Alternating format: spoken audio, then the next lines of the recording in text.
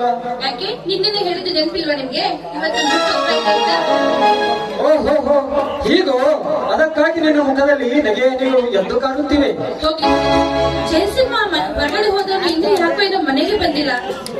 ಇಲ್ಲೇ ಎಲ್ಲೇ ಹೊರಗಡೆ ಹೋಗಿರ್ತಾನೆ, ಬರ್ತಾನೆ ಬಿಡು. ಹೊರಗಡೆ ಹೋದವನು ಮನೆಗೆ ಬರುವವರೆಗೂ ನನಗೆ ನೆಮ್ಮದಿನೇ ಇರೋದಿಲ್ಲ. ಮತ್ತೆ ಯಾರ ಜೊತೆಗಾದ್ರೂ ಜಗಳ ಮಾಡ್ತಾನೇನೋ ಅಂತ ಭಯ ನನ್ಗೆ. ಸುವರ್ಣ ಸುಮ್ಮನೆ ಯಾರಾದ್ರೂ ಜೋಡಿ ಜಗಳವಾಡಿಕೊಂಡು ನಮ್ಮಿಬ್ಬರ ಮುಖಕ್ಕೆ ಮಸಿ ಬಡಿಯೋನಲ್ಲ. ಸುವರ್ಣ ತಾನಾಗಿ ಯಾವ ತಂಟಿಗೆ ಹೋಗೋನಲ್ಲ ಅವನು.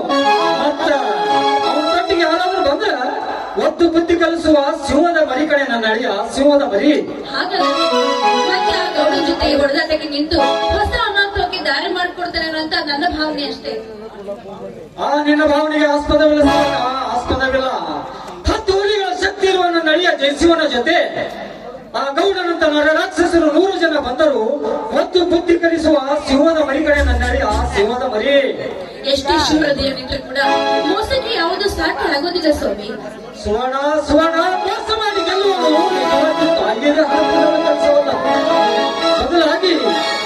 ಬದಲಾಗಿ ನಿಂತು ನಿಜವಾಗಿ ಹೋರಾಟ ಮಾಡುವವನೇ ನಿಜವಾಗಿ ತಾಯಿಯದೇ ಹಾಲು ಕುಡಿದ ಕೆಲಸ.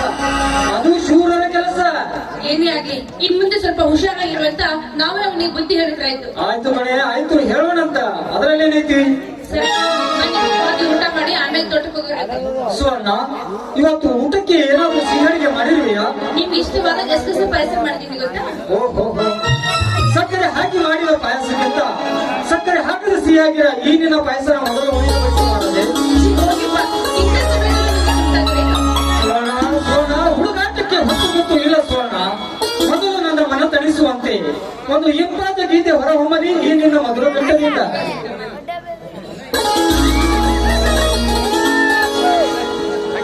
ಮುಗಿಲ ಮಲ್ಲಿಗೆಯೋ ಗಗನದ ತಾರೆಯೋ, ಮುಗಿಲ ಮಲ್ಲಿಗೆಯೋ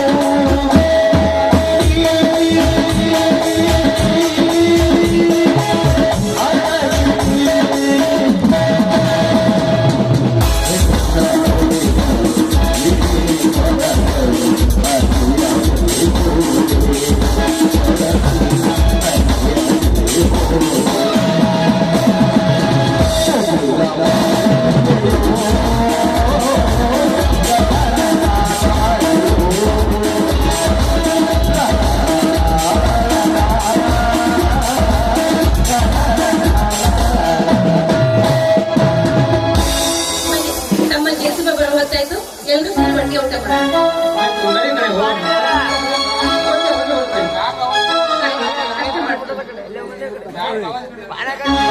ಮಾಡೋಣ.